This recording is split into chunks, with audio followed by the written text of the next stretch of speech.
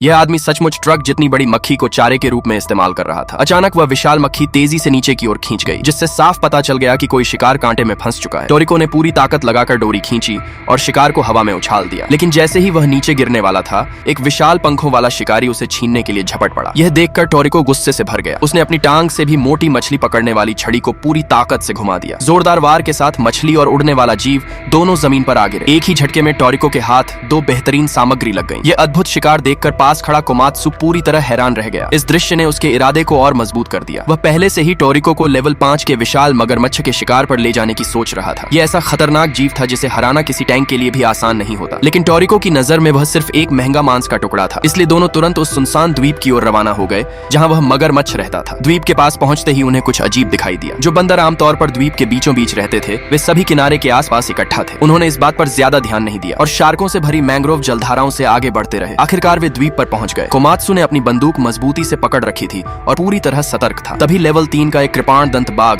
उस पर नजरें गड़ाकर खड़ा हो गया। टोरिको ने केवल एक जोरदार दहाड़ लगाई। दहाड़ सुनते ही बाघ डरकर वहां से भाग निकला। इसके बाद टोरिको को महसूस हुआ कि कुछ ठीक नहीं है। द्वीप के सभी जीवों का व्यवहार पूरी तरह बदल चुका था। इसका मतलब था कि यहाँ कोई नया सर्वोच्च शिकारी आ चुका है और वह साधारण लेवल 5 का विशाल मगरमच्छ नहीं हो सकता था। जैसे जैसे वे द्वीप के केंद्र की ओर बढ़े, हालात और भी रहस्यमय होते गए। यहाँ तक कि मकड़ियां भी किसी के द्वारा खाई जा रही थी। अचानक पानी में एक विशाल लहर उठी। एक विशालकाय सर्प सतह को चीरते हुए बाहर निकला। वह आकर सीधे कोमात्सु के पास गिर पड़ा। उसके शरीर पर एक बहुत बड़ा काटने का निशान था। कोमात्सु यह देखकर दंग रह गया। यह सर्प ताकत में विशाल मगरमच्छ के बराबर था। टोरिको भी कुछ पल के लिए हैरान रह गया। फिर उसकी नजर सर्प के शरीर से चिपकी झोंकों पर पड़ी। उसे लगा कि शिकारी ने खून की गंध का पीछा करते हुए इस पर हमला किया होगा। कोमात्सु कुछ कह पाता उससे पहले ही सर्प को फिर से पानी के भीतर घसीट लिया गया। अचानक टोरिको के ऊपर एक विशाल छाया मंडराने लगी। धीरे धीरे एक लाल रंग का विशाल जीव सामने आया। वह एक विशाल मगरमच्छ था, लेकिन यह वह मगरमच्छ नहीं था जिसकी तलाश में वे आए थे। यह मगरमच्छ लगभग 300 साल पुराना था। उसका कैप्चर लेवल 8 था। उसकी एक दहाड़ ने ही कोमात्सु को कई मीटर दूर उड़ा दिया। फिर भी टोरिको के चेहरे पर डर का नामो निशान नहीं था। वह तो पहले से ही सोच रहा था